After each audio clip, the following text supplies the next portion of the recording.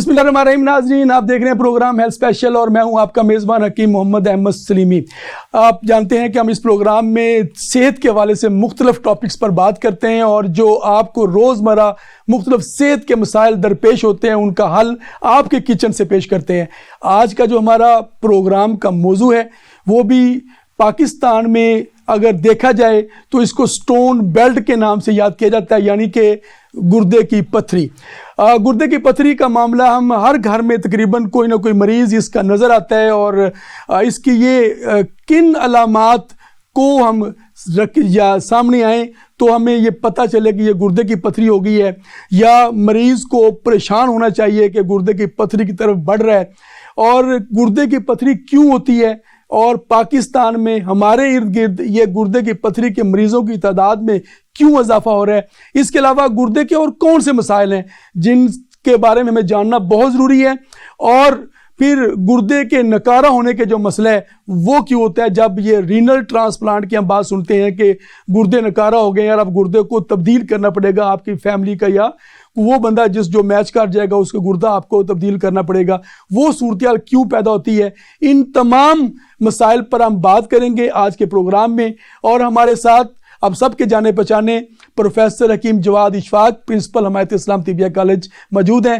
جواد صاحب السلام علیکم۔ جی وعلیکم السلام۔ جواد صاحب، گردے کی پتھری اور گردے کے جو مختلف مسائل ہیں، اور ہمارے ہاں ارد گرد دیکھتے ہیں کہ ہمارے علاقہ میں خاص طور پر پاکستان اور پنجاب اور یہ سارا جو علاقہ ہے یہ سٹون بیلٹ کے حوالے سے مشہور ہے کہ یہاں پہ گردے کی پتھری کے مریضوں کی تعداد بہت زیادہ پائی جاتی ہے، اور جو مختلف سرویز بھی آتے ہیں اس میں بھی جو گزشتہ 1-2 دہائیوں سے ہم نے دیکھا ہے کہ گردے کے نکارہ ہونے کے جو مسائل ہیں وہ بھی سامنے آئے ہیں۔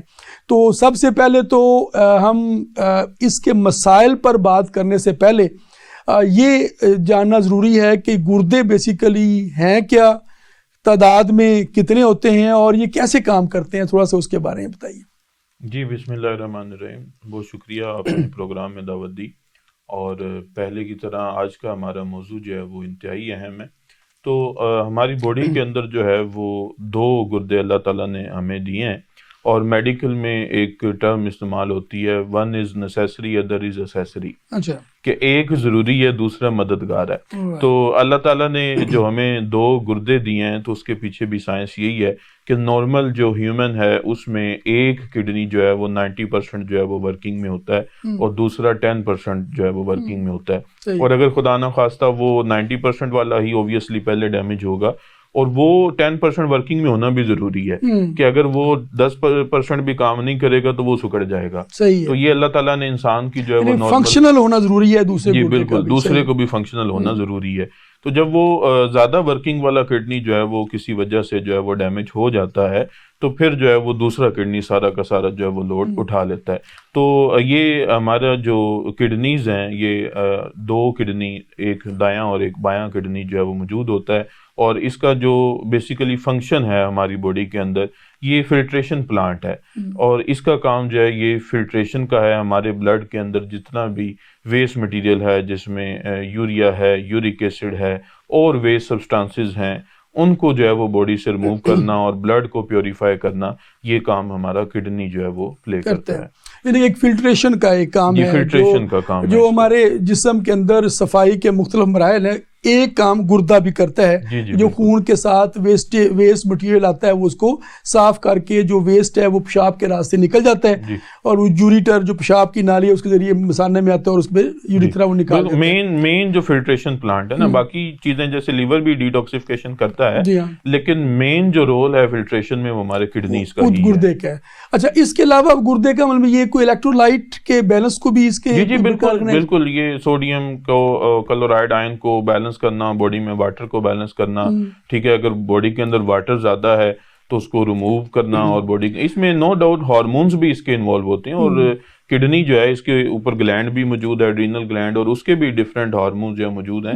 لیکن چونکہ ہم آج جو ہے وہ کڈنی کے حوالے سے بات کرنے جا رہے ہیں، اور خاص طور پہ کڈنی سٹون کے حوالے سے، تو اس سلسلے میں جو کڈنی ہے، چونکہ وہ فلٹریشن کا کام کر رہا ہوتا ہے، تو فلٹریشن میں ہی جب کوئی کرسٹلز کی ایکومولیشن اس کے اندر جو ہے وہ ہونا شروع ہو جاتی ہے تو وہ کڈنی سٹون کی جو ہے وہ وجہ بننا شروع عام ناظرین کی صرف سمجھ کے لیے جو نمکیات ہمارے جسم خون کے اندر موجود ہوتے ہیں ان کے توازن کو قائم رکھنے بھی گردے بڑا اہم کردار ادا کرتے ہیں. تو یہ بھی ذرا کہ عام طور پر تو لوگ یہی جانتے ہیں جب کیلشیم کا ذکر ہوتا ہے زیادہ یا پھر کہیں فاسفورس کا ذکر ہو جاتا ہے، کہیں ہڈیوں کا ذکر آتا ہے تو پوٹاش کا ذکر ہو جاتا ہے. تو مختلف جو ہے نا یہ پوٹاشیم، فاسفورس، کیلشیم، آئرن، یہ زیادہ اس کے علاوہ بھی جو نمکیات ہیں ہماری باڈی کے اندر چاہے وہ مائکرو یا میکرو لیول میں ان کے توازن کو برقرار رکنے میں بھی گردے اہم کردار ادا کرتے ہیں. جی بالکل، الیکٹرولائٹس کو اسپیشلی جو ہے وہ بیلنس کرنے میں تو اچھا یہ عام طور پر تو ہم سارے یہی جانتے ہیں کہ یہ گردوں میں پتھری کا مسئلہ ہوتا ہے، اور بھی مسائل گردوں کے ہوتے ہیں، وہ کیا کیا ہو سکتے ہیں؟ بالکل، اور بھی بہت سارے مسائل جو ہے وہ گردے کے ساتھ لنکڈ ہیں. جیسے گردے کے اندر جو ہے وہ سسٹ بن سکتی ہے، پانی کی تھیلی بن سکتی ہے. اسی طرح وہ جو اسمال ویسلز ہیں جس کو ہم جو ہے وہ نیفرونز کہتے ہیں، اس کے اندر جیسے چھاننی ہوتی ہے، اسی طرح اللہ نے ایک سسٹم بنایا ہوا ہے وہ گلومیرولس جس کو کہا جاتا ہے. تو گلومیرولس کے ڈیمیج ہونے کی وجہ سے نیفریٹک سنڈروم، نیفروٹک سنڈروم، نیفرائٹس، اس طرح کے ڈس آرڈر جو ہیں سوزش بھی ہو سکتی ہے. اس نیفرون کی وہ جو خاص ٹبیول سٹرکچر ہے گردے کے اندر 10 لاکھ تقریباً جو ہے وہ نیفرون اللہ تعالیٰ نے رکھی ہوئی ہیں، اور اس نیفرون کا پارٹ ہے پھر گلومیرولس. اور گلومیرولس کیا ہے؟ بلڈ کیپلریز ہیں. اور وہ کیپلریز اگر ڈیمیج ہوتی ہیں اور گردہ جو ہے وہ صحیح سے فلٹریشن نہیں کر پاتا تو پھر اس سے ریلیٹڈ جو ہے یہ نیفرائٹس اور نیفروٹک اور نیفریٹک سنڈروم جو ہے وہ اس کے اندر آ جاتی ہے. اور یہی وجہ پھر رینل فیلئر کی طرف، یعنی یہی نیفرون کے ڈیمیج ہونے سے ہم کہتے ہیں کہ گردے جو ہے وہ فیل ہو چکے ہیں.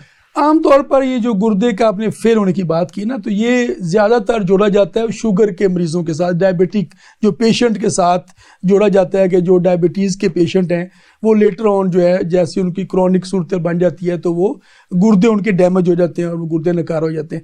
گردے فیل ہونے کی اور وجوہات بھی ہوتی ہیں؟ جی بالکل، اور وجہ بھی ہیں. جیسے ڈائبٹیز کی آپ نے بات کی ہے تو ڈائبٹک نیفروپیتھی بھی ہوتی ہے، اور نو ڈاؤٹ یہ ڈائبٹیز جو ہے ایک بہت بڑا کوز ہے اس کو نیفرون کو ڈیمیج کرنے کا.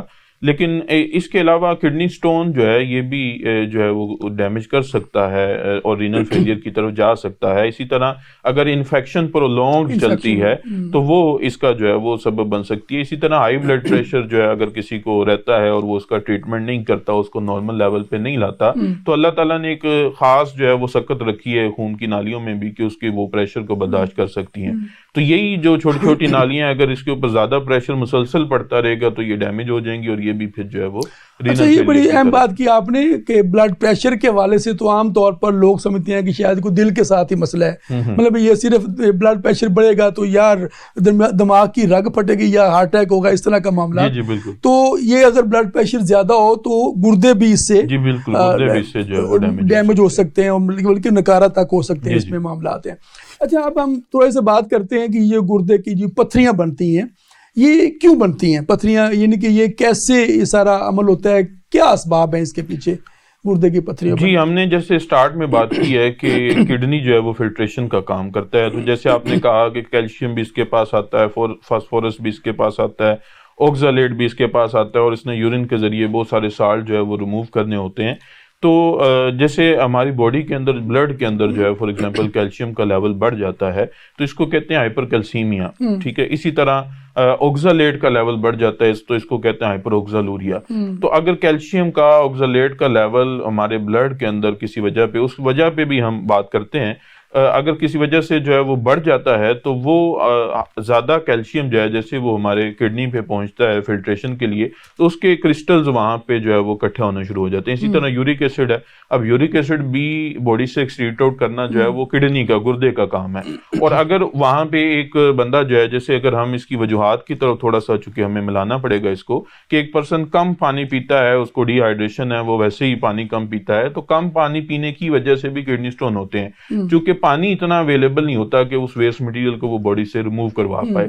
تو اس وجہ سے جو ہے وہ وہاں پہ یہ سالٹس جو ہیں وہ اکٹھا ہونا شروع ہو جاتے ہیں اور وہ کڈنی سٹون کا جو ہے وہ سبب بنتے ہیں.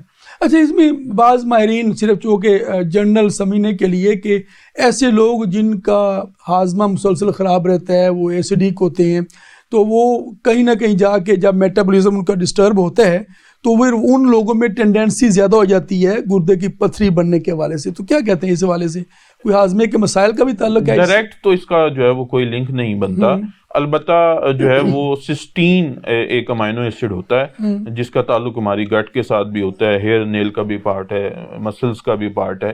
اگر یہ جو ہے وہ یورین کی طرف زیادہ آنا شروع ہو جائے گٹ کی بجائے, تو کڈنی کی طرف زیادہ آنا شروع ہو جائے, تو اس کی وجہ سے سسٹین سٹون جو ہے وہ ہو سکتے ہیں. یہ موٹاپا بھی کوئی, جی اوبیسٹی میں بھی یہی سسٹین سٹون جو ہے یہ جو ہے وہ اس کے لیے فیوریبل ہوتا ہے, اور سسٹین سٹون اس کے اندر بنتے ہیں. سسٹین اصل میں ایک امائنو ایسڈ ہے, اور یہ امائنو ایسڈ جو ہے یہ باڈی کے اندر جو ہے یعنی کڈنیز میں جمع ہو کے اور سٹون بنانے کا جو ہے وہ پروسیس سٹارٹ ہو جاتا ہے. پچھلے کچھ عرصے میں یورک ایسڈ کے معاملات بھی دیکھے گئے, جیسی ہم نے دیکھا کہ اربنائزیشن ہوئی ہے, شہری زندگی, شہری آبادی میں کافی اضافہ ہوا ہے, تو لوگ وہ جو سبزیاں اور پھلوں کی بجائے زیادہ پروٹین ڈائٹ پہ آئے ہیں.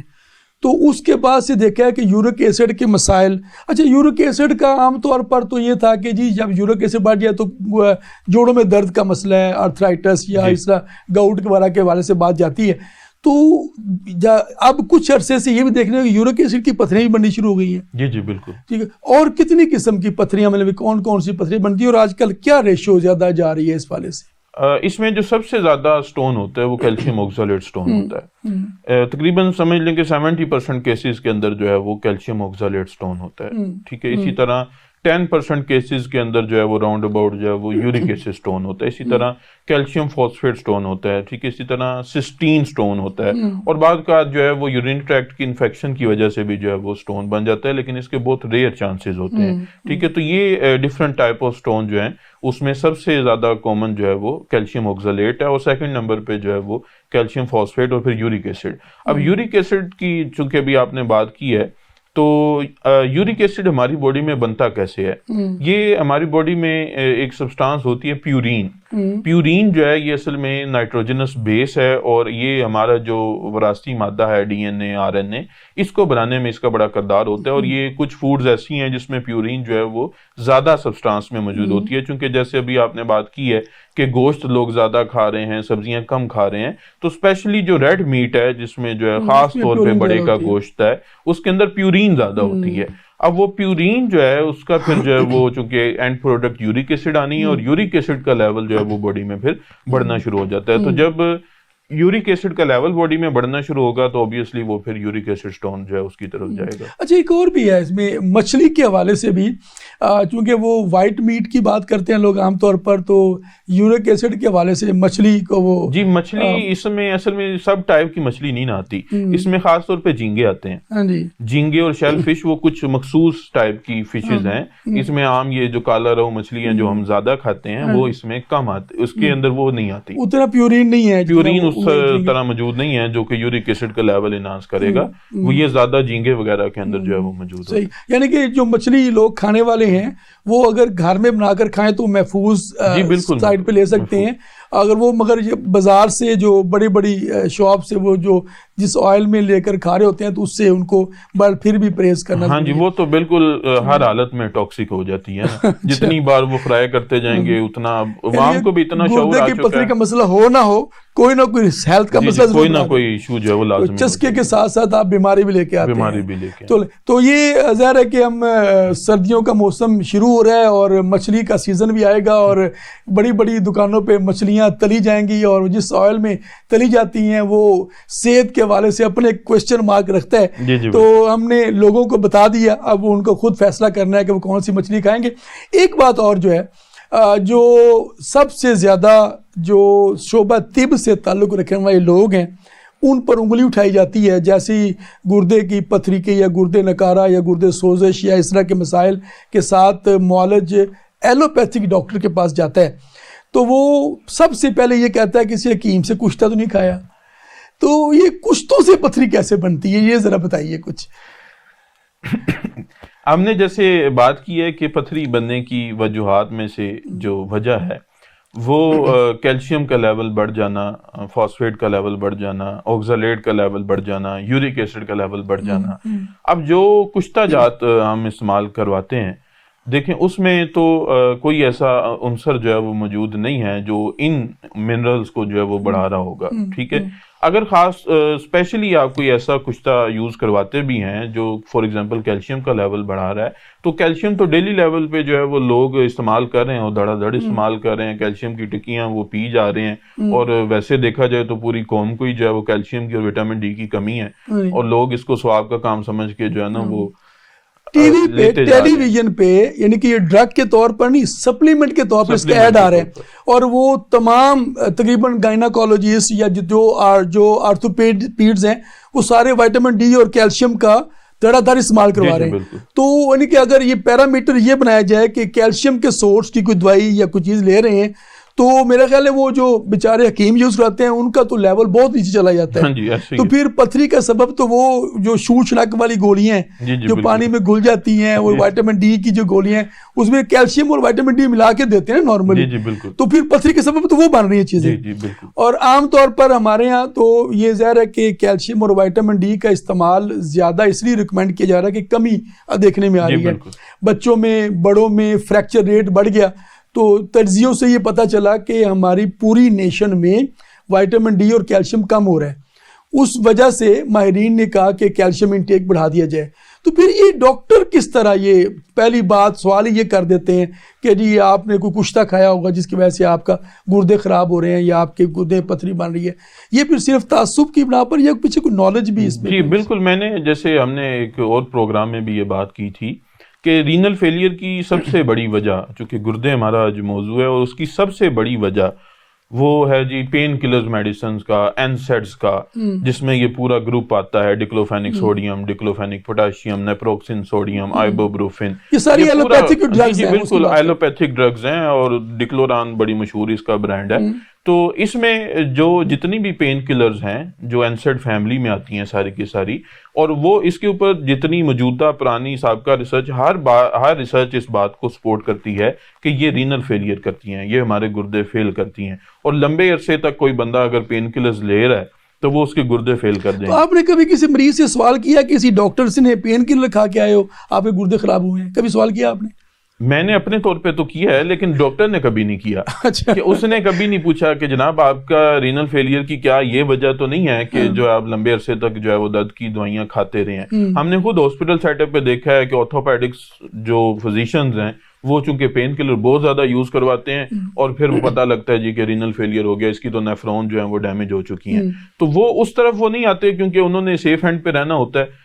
حالانکہ وہ ہسٹری میں یہ بھی لکھ سکتے ہیں کہ جو ہے وہ لانگ ٹرم میڈیکیشن کی وجہ سے، NSAID کی وجہ سے رینل فیلئر ہوا ہے. لیکن اس اللہ کے بندے نے اگر بیچارے نے زندگی میں کوئی ایک دفعہ بھی کوئی پھکی کھا لی ہے یا کوئی کشتہ کھا لی ہے، تو وہ اس کو فوری طور پر جو ہے وہ حکیم پہ ڈال دیتے ہیں جی کہ یہ حکیم کی میڈیسن کی وجہ سے ایسا ہو گیا. دوسرے لفظ میں کشتہ کوئی ایسی نقصان دہ چیز نہیں ہے. نہیں، کشتہ تو ایک ڈوز، جیسے آج کل تو ٹرینڈ چل نکلا ہے نا ملٹی منرل کا، تو کشتے بھی جو ہے وہ منرلز ہی ہیں. ہاں جی، یہ لفظ اس کا اردو میں ہے لیکن اس کو انگلش میں کنورٹ کریں گے تو یہ کشتہ منرل ہی ہوتا ہے.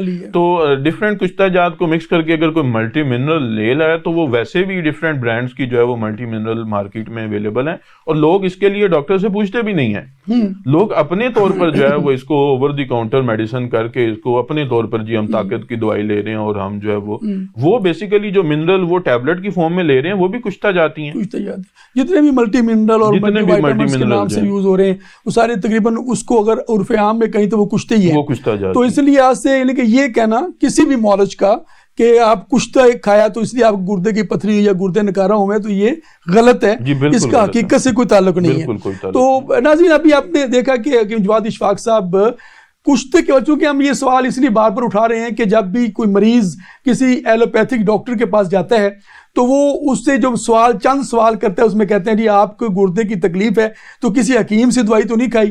تو یقیناً جتنے بھی لوگ ہیں اور ہر پاکستانی کی دادی، مامی، چاچی، تائی، خالہ، کوئی نہ کوئی گھر میں کوئی نہ کوئی اس کے پاس ٹوٹکا ہوتا ہے، اور اس نے کبھی کسی کو اجوائن دے دی، کبھی کسی حکیم صاحب سے انہوں نے کوئی نشاندہ لے کے استعمال کیا تو انہوں نے کہیں نہ کوئی چیز استعمال کی ہوتی ہے، اور وہ صرف کہتے ہیں جی ہم نے حکیم سے دوائی کھائی تھی. تو وہ اسباب میں، وجوہات میں گردے کی پتھری یا گردے نکارہ ہونے کی وجہ میں بھی حکیم کی دوائی لکھ دیتے ہیں جو کہ سراسر لا علمی ہے, زیادتی ہے اور تعصب ہے. آپ نے دیکھا کہ ہم نے گردے کے امراض کے مختلف اسباب پر بات کی, اور ایک اہم مسئلہ جو معالجین کے پاس جاتے ہیں تو وہ عام طور پر یہ مریضوں سے یہ سوال کرتے ہیں کہ آپ نے کوئی حکیمی دوائی تو نہیں کھائی. تو جواد صاحب اس حکیمی دوائی کا بڑا مدلل جواب دے رہے تھے. ایک اور مسئلہ بھی سامنے آتا ہے کہ کشتوں کے ساتھ ساتھ اسٹیرائڈ کا ذکر بھی بہت زیادہ سننے کو ملتا ہے, اور یہ جب معالجین سے سوال کیا جاتا ہے کہ آپ نے یہ سوال کیوں کیا کہ جی یہ آپ نے کوئی حکیمی دوائی کھائی ہے, تو وہ کشتوں کے ساتھ ساتھ اسٹیرائڈ کا بھی ذکر کرتے نظر آتے ہیں. یہ اسٹیرائڈ کیا ہیں, یہ کون استعمال کراتا ہے, اور اس سے گردے کیسے متاثر ہوتے ہیں, اس کے بارے میں جاننا بھی بہت ضروری ہے. اور جواد اشفاق صاحب سے ہم بات کا آغاز اگلے وقفے کے اگلے حصے میں یہی کرتے ہیں. ویسے یہ جو اسٹیرائڈ ہیں یہ عام طور پر یہ بھی بہت بڑا الزام ہے خاص طور پر حکیموں پر بھی کہ جو اسٹیرائڈ استعمال کرواتے ہیں, حکیم اوور ڈوز میں اسٹیرائڈ استعمال کراتے ہیں. تو تھوڑا سا پہلے تو ہمارے ناظرین کو بتائیے کہ اسٹیرائڈ ہیں کیا بیسیکلی. اسٹیرائڈ اصل میں ہماری باڈی کے اندر نارمل بھی بنتے ہیں, ٹھیک ہے. اس میں گلوکوکارٹیکائڈز بھی آتے ہیں, منرلوکارٹیکائڈز بھی آتے ہیں, اور اس کا لیول گلوکوز کا لیول اور منرلز کا لیول بیلنس کرنا یہ ان کا فنکشن ہوتا ہے.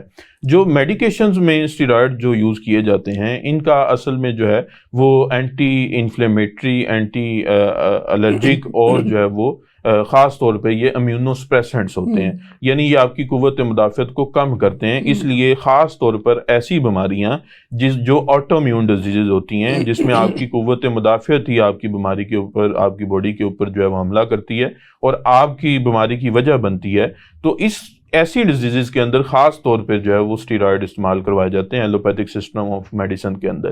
اب جیسے حکماء کے اوپر یہ بلیم لگا دیا جاتا ہے جی کہ یہ اسٹیرائڈ یوز کرتے ہیں, تو وہ لگانے والا بھی جو ہے وہ ایسے لگتا ہے جیسے نان سینس ہے کہ اس کو اتنی بھی سینس نہیں ہے, یا وہ یہ سمجھتا ہے کہ حکیم جو ہے وہ اتنے بھی سینسیبل نہیں ہے کہ ان کو یہی نہیں پتا کہ ہم نے کس ڈس آرڈر کے اندر جو ہے وہ خدا نہ خواستہ اگر اس کی طرف آنا بھی ہے تو کس صورت میں آنا ہے. تو ایسا نہیں ہے, جتنے بھی حکماء ہیں, جتنے بھی پریکٹیشنر ہیں, وہ اپنی میڈیسن کے اندر رہتے ہوئے جو ہے وہ ادویات بناتے ہیں اور اس کو استعمال کرواتے ہیں, اور بہت ساری ایسی نیچرل ہربز ہیں جس کے اندر جو ہے وہ نیچرل اسٹیرائڈ موجود ہیں اور ہمیں ان آرٹیفیشل اسٹیرائڈ کی ضرورت بھی نہیں ہے. یعنی کہ جو حکیم استعمال کراتے ہیں وہ بیسیکلی اسٹیرائڈ کے طور پر یوز نہیں کرواتے, وہ جو اپنی میڈیسن ہے اس کے اندر قدرتی طور پر اگر اسٹیرائڈ پائے جاتے ہیں تو وہ ایک نیچرل کمپاؤنڈز ہیں, نیچرل کمپاؤنڈز ہیں اور وہ قدرتی اسٹیرائڈ ہیں, اور اس کا اس طرح سے سائیڈ ایفیکٹس جو ہیں وہ بھی نہیں آتے. تو یہاں جو کہ یہ الزام لگا دیا جاتا ہے کہ فار ایگزامپل کسی کو میدے کا بھی جو ہے نا وہ دوائی ہے تو اس میں اسٹیرائڈ ہے, بھئی میدے پہ جا کے اسٹیرائڈ نے کیا اثر کر دینا ہے, ٹھیک ہے. یہ کوئی بنانے والا اس کو اتنی بھی سینس نہیں ہے کہ ہر دوائی کے اندر ہی جو ہے وہ یہاں تو کوئی ایسا بیماری کسی ایک یا دو کے ساتھ آپ منسوب کر دیں تو کوئی بات سمجھ بھی آئے ہمیں. اب ہر بیماری کے اندر ہی جو ہے یہ منسوخ کر دیں کہ ہر دوائی میں تعصب کی بنا پر اگر جس حکیم کی دوائی نے انسٹنٹ ریلیف دیا نا تو اس پہ پہلا شک کا ایک کویسچن مارک دیتے ہیں, یہ اس میں لازمی کوئی اسٹیرائڈ ہوگا. آپ کی بات ٹھیک ہے کہ وہ پیٹ درد کی دوائی ہے, وہ میدے کی دوائی ہے, وہ کسی بھی چیز کی دوائی ہے تو اس میں لازمی اسٹیرائڈ پایا ہوئے گا. تو یہ جو ایک کانسیپٹ بنا دیا گیا ہے, جھوٹ اتنا بولنے کے سچ لگنے لگ جائے, تو یہ بیسیکلی یہ بات ہوگی ہوئی ہے. تو ہم آگے بڑھاتے ہیں معاملے کو, بات کو. بالکل ہمارے ناظرین آج پوری جو ہے نا جو اویئرنیس کا جو معاملہ ہے اب وہ نہیں رہا کہ کسی نے کہہ دیا کہ یہ کشتہ اور اسٹیرائڈ حکیم نے دیا ہوگا اس لیے خرابی ہوئی ہے. تو لوگ اب جانتے ہیں کہ اسٹیرائڈ کیا ہیں اور کشتے کیا ہیں, اور جو مارکیٹ میں کیلشیم کے نام پر, وائٹامن ڈی کے نام پر دیے جا رہے ہیں وہ بھی کشتے ہی ہیں, اور اگر وہ فائدہ مند ہیں تو پھر حکیم کے دیے ہوئے کیسے نقصان دہ ہو سکتے ہیں. یہ تو اپنی جگہ بات. ایک بات یہ آ جاتی ہے کہ جب اس پہ بات ہوتی ہے نا, جب آپ کسی سے اس پہ ڈسکشن کریں گے تو وہ کہیں گے جی پروسیسنگ کا فرق ہے کہ ہم جو ہے وہ اتنے نینو پارٹیکلز ہوتے ہیں کہ وہ سائیڈ ایفیکٹ نہیں دیتے. کو اصل میں ان کو یہ نہیں پتا کہ کشتہ جات کس پروسیسنگ سے بنتے ہیں. اس میں بھی ہم ہمیشہ جو ہے وہ نینو پارٹیکلز کی طرف ہی جاتے ہیں جو کہ باڈی کے لیے ڈینجرس نہ ہو, جہاں ممکن ہے کہ ہماری پروسیسنگ جو ہے ان سے کہیں زیادہ جو ہے وہ بہتر ہو اور وہ جو ہے وہ اس کے سائیڈ ایفیکٹ ان سے کہیں زیادہ جو ہے وہ. بلکہ سٹڈیز تو یہی بتاتی ہے نا کہ وہ جو آرگینک کمپاؤنڈز ہیں, جو ہمارے ہاں جو طب میں جو کشتہ جات بنائے جاتے ہیں وہ آرگینک طریقے سے بنائے جاتے ہیں, وہ جو آرگینک ایسڈز ہے اس کی ریاکشن کروا کے بنائے جاتے ہیں. تو سائنس نے تو یہ بتایا کہ جو آرگینک کمپاؤنڈ ہے وہ زیادہ باڈی کے قریب ہوتے ہیں, بایو اویلیبلٹی اور اس کی زیادہ نفوذ پذیری اچھی ہوتی ہے بجائے کہ ان آرگینک کے. یہ تو ساری چیزیں ثابت ہو چکی ہیں, صرف اب وہ ایک میں نہ مانو والی کیفیت رہ گئی ہے. تو ویسے اس میں جو ابھی گردوں کے ہم امراض کی بات کر رہے تھے, گردے کی پتھری, گردے کی سوزش, سسٹ, یہ کچھ پہلے اگر آپ 10-20 سال پہلے جاتے ہیں تو یہ سسٹ کا ذکر کم سنتے تھے, بلکہ ہوتا ہی نہیں تھا. ہم نے اپنی لائف میں دیکھا کہ یہ سسٹ کا جو معاملہ ہے نا, یہ صرف خواتین کے ساتھ جوڑا جاتا تھا کہ اویرین سسٹ ہو جاتی ہے اور معاملات. گردے کی سسٹ کے بارے میں ان 10-20 سالوں میں زیادہ سننے کو اور دیکھنے کے آیا, اور الٹرا ساؤنڈ کی رپورٹ میں اور ایکس رے وغیرہ میں دیکھنے میں آیا. تو یہ سسٹ بھی بننی شروع ہو گئی اور اس سے بھی لوگ کافی ڈر جاتے ہیں.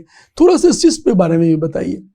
سسٹ جو ہوتی ہے نا, جیسے یہ واٹر کی ایکومولیشن ہوتی ہے, کیونکہ یہ صرف پانی کی تھیلی ہے کہ اگر کسی بھی آرگن میں اور کسی بھی آرگن میں بن سکتی ہے. یہ نہیں کہ اس نے جو ہے نا صرف وہ اووری کے اندر ہی بننا ہے, یہ کسی بھی آرگن کے اندر جو ہے وہ کسی بھی ڈسٹربنس کی وجہ سے جو ہے وہ سسٹ ڈیولپ ہو سکتی ہے.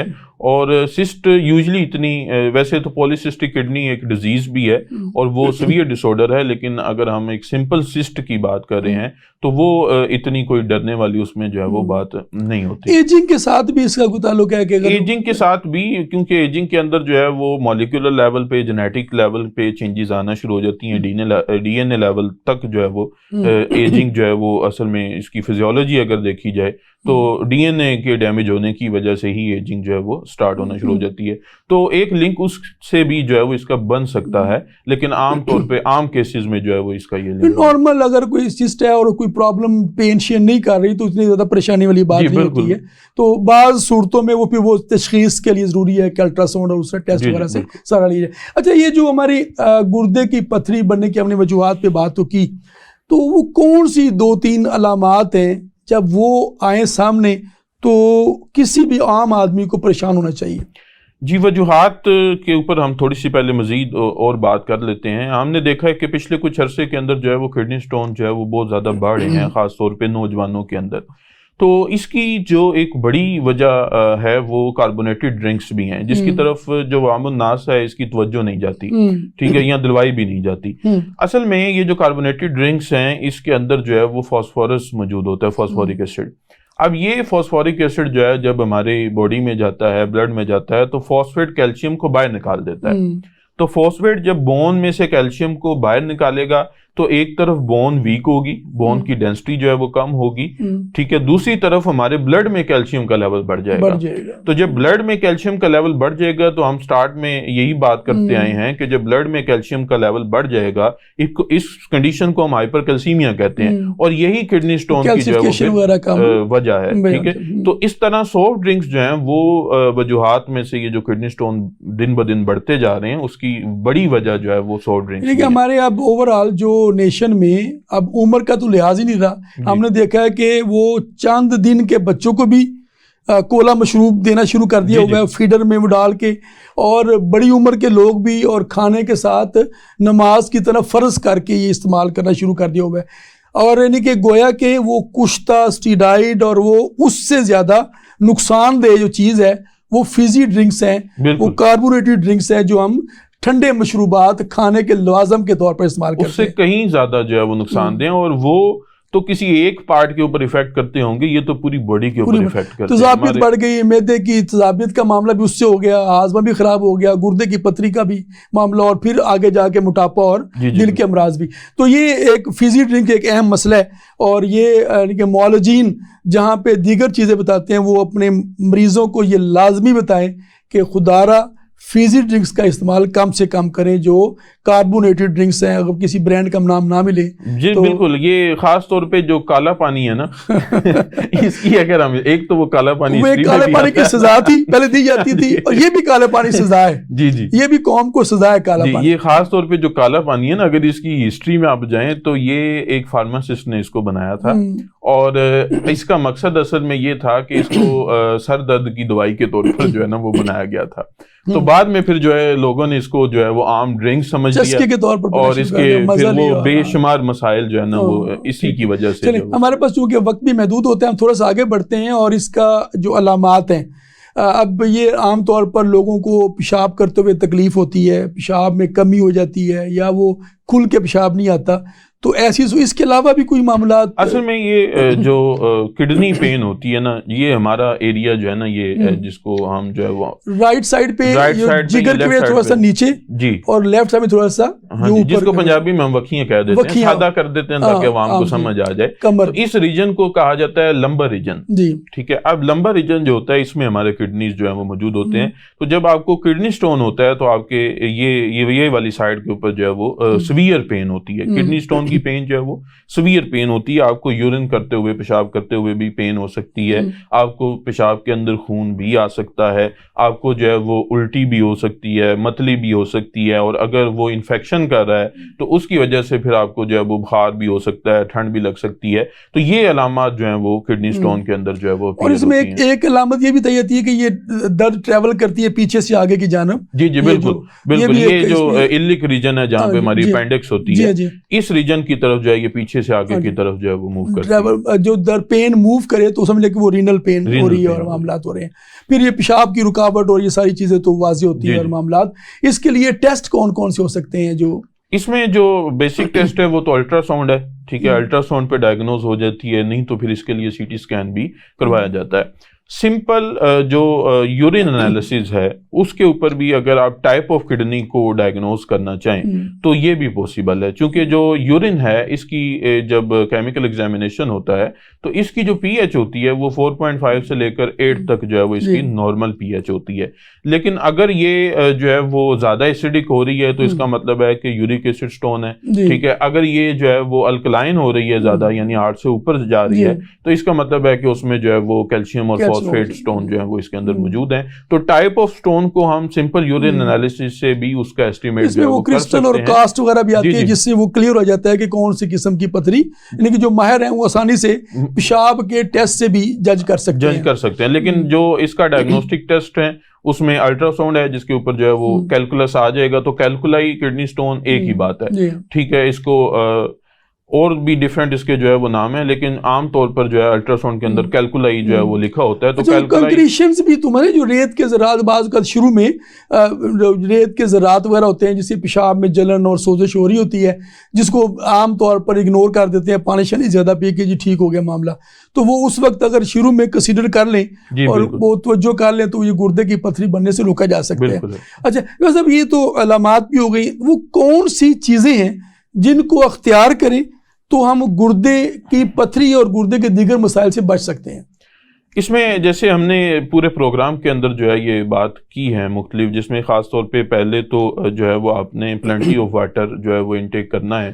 آپ نے جو پانی کی خاص مقدار ہے جو موسم کے حساب سے, آپ کی باڈی کے حساب سے, آپ کے کام کے حساب سے بدل سکتی ہے, لیکن ایک اچھی خاصی اماؤنٹ کے اندر آپ نے پانی جو ہے وہ روزانہ پینا ہے. اگر آپ پانی کم پئیں گے تو یہ بہت بڑی وجہ ہے ڈی ہائیڈریشن اور پانی کی کمی جو ہے وہ کڈنی سٹون کے بننے کی.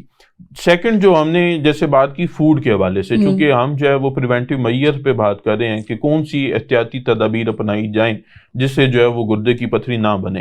تو اس میں جو چیزیں گردے کی پتھری بنا رہی ہیں اس سے ہم بچیں گے تو پانی ایک تو جو ہے وہ پراپر اماؤنٹ میں لیا جائے, سیکنڈ تھنگ جو ہے وہ سافٹ ڈرنکس جو ہیں ان سے جو ہے وہ بچا جائے, اور تھرڈ جو ہے وہ ایسی فوڈ زیادہ نہ لی جائے جس کے اندر جو ہے جیسے ہم نے پیورین کی بات کی کہ جو پیورین رچ فوڈ ہے وہ یورک ایسڈ جو ہے وہ گویا کہ ہم کہہ رہے ہیں کہ وہ گوشت ہے, دالیں ہیں, انڈا ہے اور کچھ اس طرح پالک اور سب جو نا ساگ اور ٹماٹر, اصل میں وہ آکزالیٹ کرسٹل جو ہیں وہ ٹماٹر کے اندر موجود ہوتے ہیں. تو اس لیے پالک, سبز پتے والی سبزیاں اور خاص طور پہ ٹماٹر جو ہے ان میں آکزالیٹ زیادہ ہوتا ہے, اور اس وجہ سے جو کہ عام طور پر ہمارے ہاں سب سے زیادہ جو ریشو ہے وہ تقریباً 70-80% وہ کیلشیم آکزالیٹ کی پتھریوں کی ہے. تو یورک ایسڈ کی دوسرے نمبر پہ تو 8-10% اور باقی مختلف جو پتھریاں ہوتی ہیں.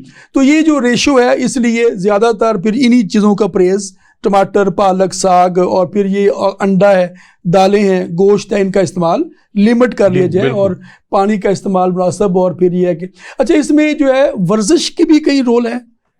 ورزش جو ہے وہ اگر سویئر قسم کی ہو رہی ہے تو وہ کڈنی سٹون کوز کر سکتی ہے. یعنی کہ زیادہ ورزش بہت کرنا بھی، زیادہ ورزش ہو رہی ہے تو وہ کڈنی سٹون جو ہے وہ کر سکتی ہے. جتنی کم کرنی نقصان دہ ہے، زیادہ کرنی بھی نقصان دہ ہے. تو اس لیے ہر چیز میں توازن ضروری ہے. بالکل جی. اچھا اب یہ ساری چیزیں تو ہو گئی، ہم نے اسباب بھی، علامات بھی دیکھ لی. خدا نخواستہ کسی کو گردے کی پتھری ہو گئی ہے، اس کے پاس آپشن کیا ہے؟ اس کے پاس آپشن، اگر ہم یونانی سسٹم آف میڈیسن کی بات کرتے ہیں تو اس میں جو خاص طور پہ ایک تو جیسے ہم نے کہا کہ اگر وہ پانی اپنا جو ہے ٹھیک کر لے گا اور پانی زیادہ پینا شروع کر دے گا تو خالی پانی بھی جو ہے وہ اس کی کڈنی کو ریموو کرنے میں ہیلپ فل ہوگا. اس کے علاوہ جو اس میں خاص طور پہ جو ہے وہ ڈائیوریٹکس ریکمینڈ کی جاتی ہیں. ڈائیوریٹکس وہ ہربز ہوتی ہیں جو پیشاب آور ہوتی ہیں، جو پیشاب زیادہ لے کے آتی ہیں. تو اس میں جیسے آپ کو پتہ ہے کہ خربوزے کے بیج جو ہیں یہ خاص طور پر جو ہے وہ بڑے اچھے ڈائیوریٹک ہیں. ٹھیک ہے. اسی طرح سے جو ہے وہ کھیرے کے بیج ہیں، اور اسی طرح جو ہے وہ سونف چونکہ اینٹی انفلیمیٹری پاور رکھتی ہے.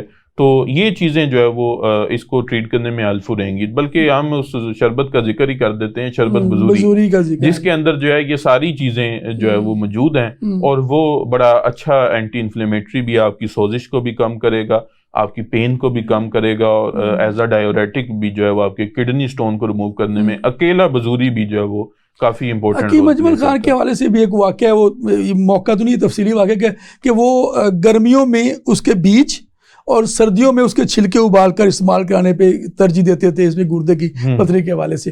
تو اس کے علاوہ جو ہے نا بعض لوگ پتھری کا سائز بھی زیادہ میٹر کرتا ہے. جی بالکل. کیا ساری پتھریاں دوائی سے نکالی جا سکتی ہیں؟ اس میں رسک لینا چاہیے؟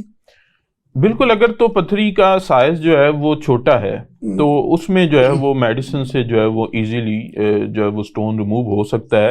لیکن اگر جو ہے وہ اس کا سائز اتنا بڑا ہو چکا ہے کہ وہ اب جو ہے وہ میڈیسن سے ریموو نہیں ہو پائے گا تو اس میں پھر اوپن سرجری بھی ہے، لیتھوٹرپسی بھی ہے، شوک ویو لیتھوٹرپسی. 1.5 سے 2 سینٹی میٹر 2.5 سینٹی میٹر کی پتھری اگر سٹون ڈائگنوز ہوگی الٹرا ساؤنڈ نے وہ میئر کر کے یا X ray, digital X ray میں آ گیا تو پھر اس کو کیا سجیسٹ کریں گے؟ اس کو پھر ظاہری بات ہے، ویسے ہم نے اپنی پریکٹس کے اندر دیکھا ہے کہ جو 7-8 mm تک کا سٹون ہے وہ میڈیسن سے ریموو ہو جاتا ہے. ٹھیک ہے. تو لیکن اگر وہ جو ہے وہ اس سے بھی بڑا سٹون ہے اور یہ ڈر ہے کہ یہ ہمارے کڈنی کو جو ہے وہ ڈیمیج کر سکتا ہے، یہ رینل فیلئر کر سکتا ہے، تو پھر ہمیں جو ہے وہ سیکنڈ آپشن جو ہے جس میں خاص طور پہ لیتھوٹرپسی بھی بڑی پینفل ہوتی ہے. ٹھیک ہے. اگر تو وہ جو بھی یورولوجسٹ ہے وہ اگر وہ ریکمینڈ کرتا ہے کہ آپ کو لیتھوٹرپسی کی طرف جانا چاہیے تو اس میں چلے جانا چاہیے. اور اس میں جو ایک تھرڈ آپشن موجود ہے وہ اوپن سرجری ہے کہ جس میں اس کو کٹ دے کے جو ہے وہ سٹون کو ریموو کر دیا جائے گا.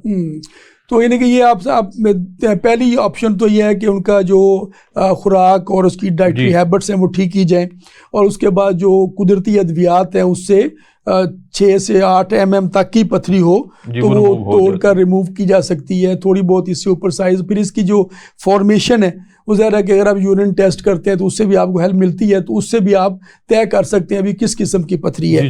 تو اس سے بھی آپ ادویات، اسی طرح کی ادویات سلیکٹ کر کے ہربل سسٹم میں یا اپنے طریقہ علاج میں تو اس کو کر سکتے ہیں. اور اس کے علاوہ پھر آپ کہہ رہے ہیں کہ شعاؤں سے علاج، لیتھوٹرپسی جو ہے وہ شعاؤں سے علاج ہے تو وہ ایک. اور اس کے علاوہ بھی پھر یہ ہے کہ اگر اس سے بھی معاملہ حل نہ ہو، یعنی کہ پتھری کا سائز بعض کو اتنا ہو جاتا ہے وہ شعاؤں سے بھی پھر وہ بریک نہیں ہوتی، یا اس کی پوزیشن ایسی ہوتی ہے بالکل وہ جو ہے نا وہ اس ایسی پوزیشن میں وہاں پہ اسٹے کر رہی ہوتی ہے جہاں پہ شعائیں بھی اپنا اثر نہیں کرتی ہیں، تو پھر وہ اوپن سرجری کے ذریعے اس کو ریموو کرانا پڑتا ہے.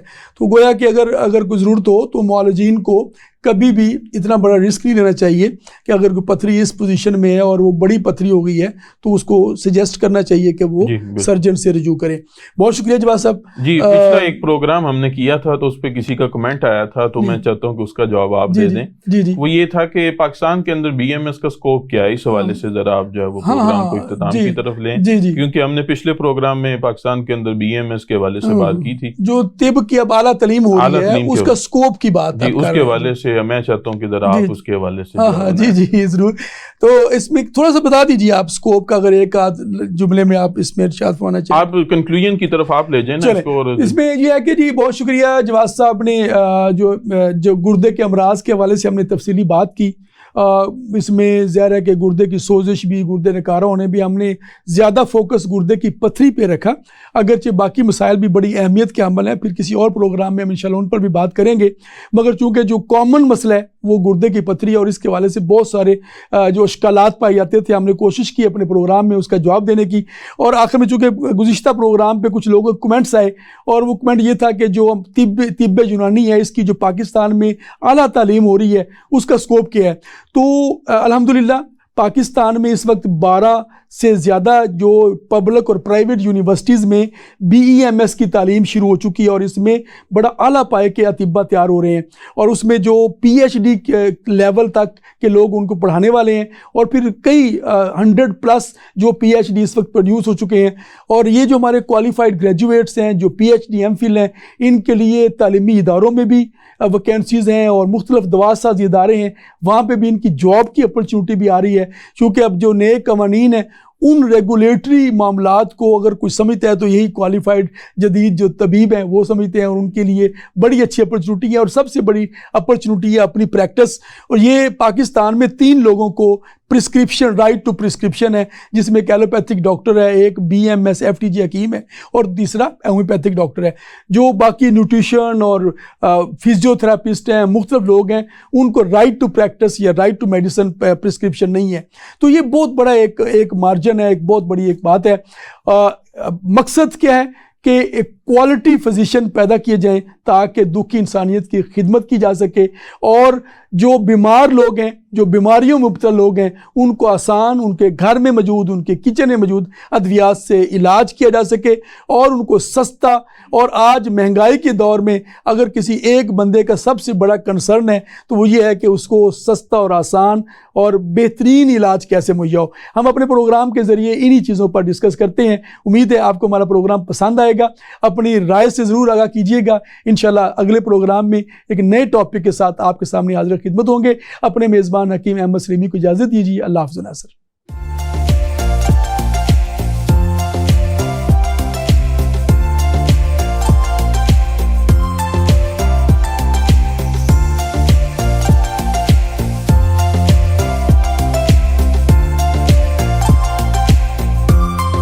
بسم اللہ الرحمن الرحیم. ناظرین، آپ دیکھ رہے ہیں پروگرام ہیلتھ اسپیشل، اور میں ہوں آپ کا میزبان حکیم محمد احمد سلیمی.